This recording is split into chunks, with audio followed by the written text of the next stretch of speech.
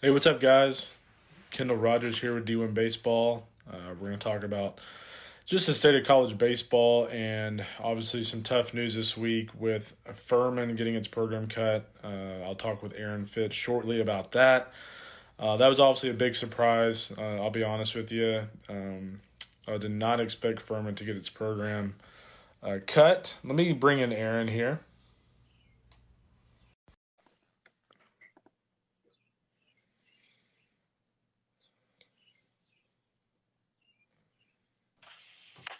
What's up, Hey, Aaron? Kendall. Not much, Man, man. How you you doing? guys' beard's just looking better and better. We're going all out. We're going all out for the beard. I feel like you should not cut the beard until we play baseball again. And when I mean baseball again, I mean February of next year.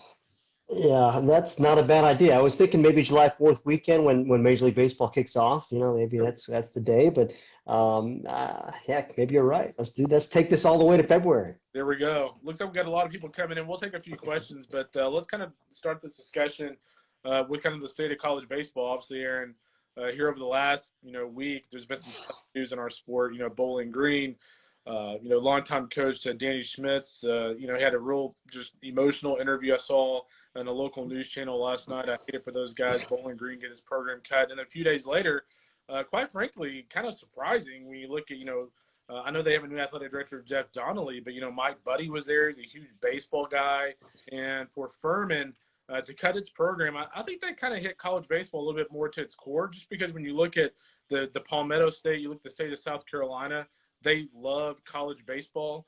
So to have a program like Furman get cut, I think that opened a lot of people's eyes to, hey, if it can happen to those guys in a baseball rich area like that, it might be able to happen to a lot of these quote unquote mid major programs. Yeah, one of the best college baseball states in the country. There's no question about it. And they played home games at Fluor Field, that beautiful facility, the minor league Yeah. facility right there in Greenville, and it's a program that had a lot of history. Dates back to 1895, I believe.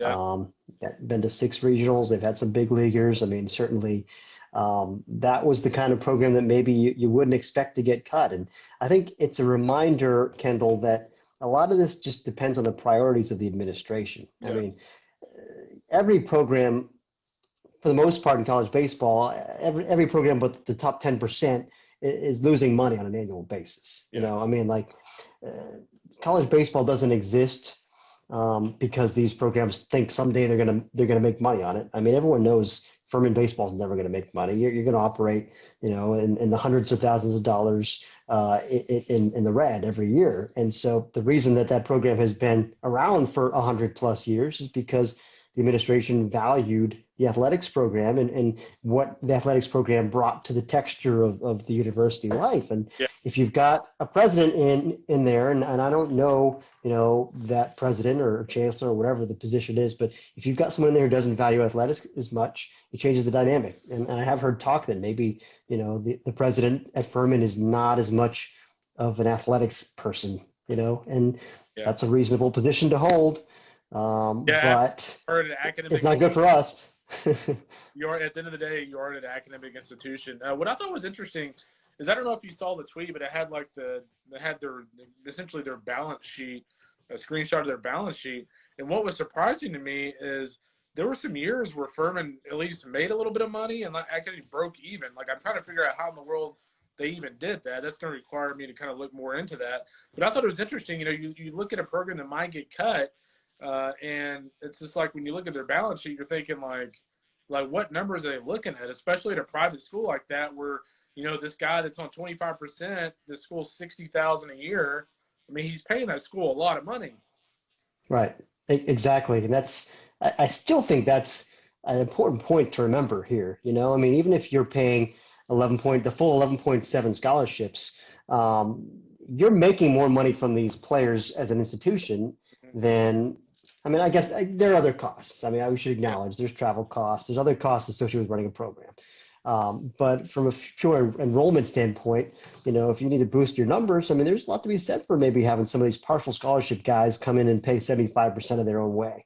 At a private school like that, that's not cheap. You're absolutely right. So It's disappointing. It really is. And I'm certainly afraid there's going to be a lot more programs that follow that lead, Kendall. I think it's inevitable.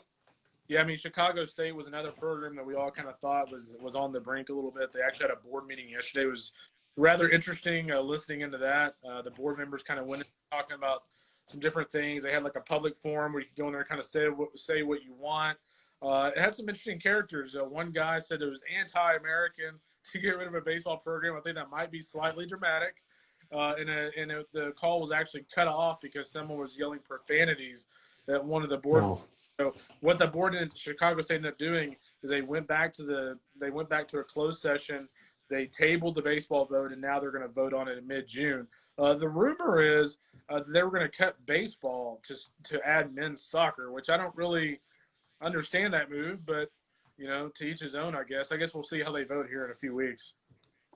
I mean, I will say that, men's soccer is a fall sport, that you're not disadvantaged inherently by the weather because it starts in September. And, there is an inherent disadvantage to being in Chicago and starting your baseball season in mid-February. It's the middle of wintertime.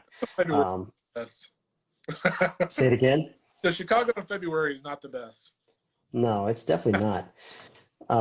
And so, I mean, honestly, I would expect more northern programs. Just, I'm just throwing this out there. I don't have anything behind this. I haven't talked to anybody. I don't know who else is on the chopping block right now, but it would make more sense to me for northern programs that are looking to save money to cut their programs, just because, again, baseball is, it's such a huge disadvantage the way the season is currently scheduled for anybody in the North. That might make some sense for me. And look, none of these baseball programs are entitled to exist.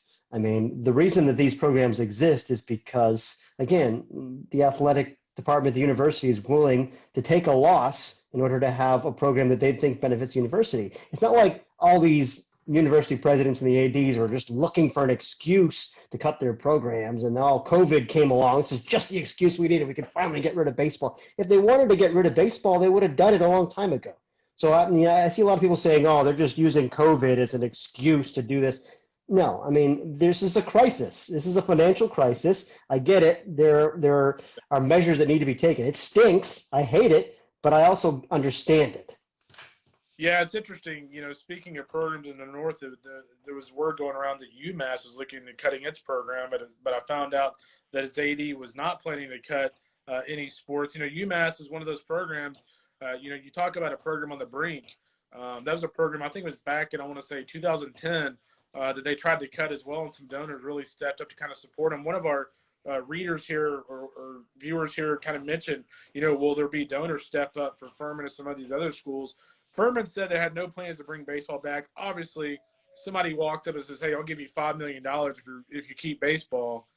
They'll listen to that. So, you look at UMass. UMass is one of those programs that's been essentially just saved by private donations. And it looks like maybe this go around it was saved again. So, if you're Furman and you're Coach Brett Harker and the coaches and the players there, the chances of them being able to save themselves is probably slim, but you never know. Cal's been saved. Akron was brought back, though, they don't have scholarships, but Akron was brought back. And there's been some other examples like UMass as well, where they brought the program back or kept the program because someone has stepped up and given money. Yeah, Akron is the important example, I think, to remember, is that even if a program gets cut, it doesn't necessarily mean it's the end. You can bring a program back as long as you've got some donors that emerge. And, again, if we're talking about a place like Furman, a place like Bowling Green, these are programs that aren't in it realistically to win the national championship here. So yes, it would be a setback for the program if you don't have a program for a year or two or three. But if that means you have to start over from the basement level and build it back up in a few years when you get the chance to start it back up, that's okay, yeah, you're going to take a step back, but at least you'll have a program. And I think that's a trade-off worth making. So certainly if there's any chance to bring programs back, we'd love to see it happen. Yeah, speaking of, well, I'll have a story on Thursday that kind of dives into weather, financial sustainability in college baseball. And you made mention earlier about how few programs make money in college baseball. And I was kind of looking back.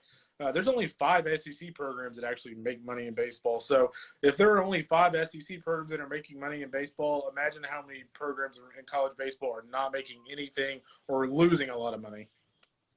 Yeah, it's a really good point, Kendall. I mean, that's the other thing is baseball. I think does have some more built-in expenses than some of the other sports, like soccer. I think soccer is a lot cheaper to run from an equipment standpoint and things like that.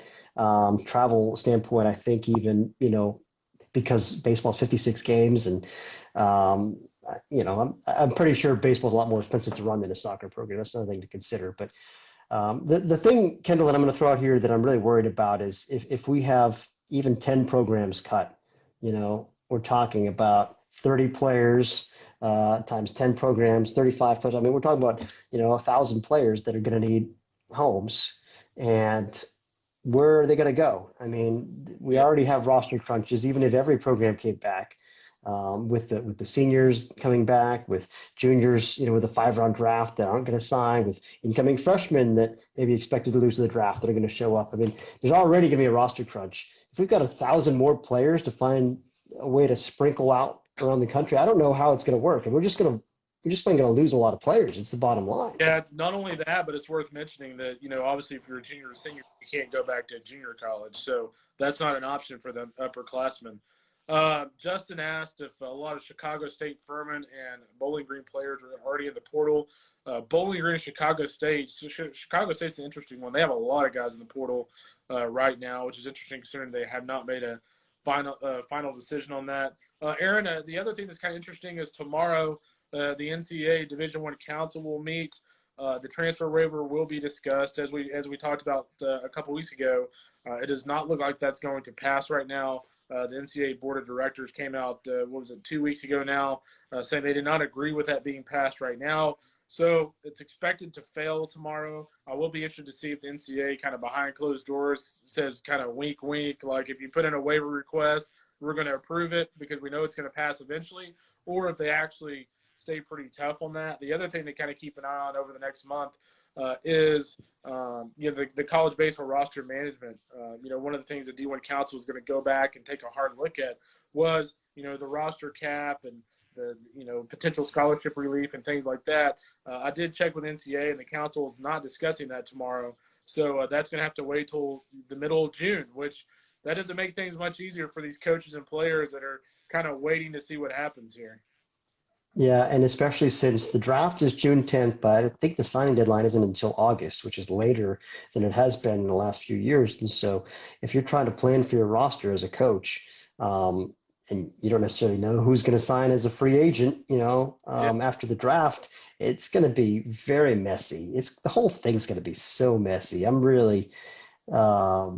feel like it's a nightmare scenario, this culmination of events, not only for players, mostly for players, they're the ones who are affected, but, certainly for coaches, it's like about headaches, man, trying to figure all this stuff out. It's going to be a disaster.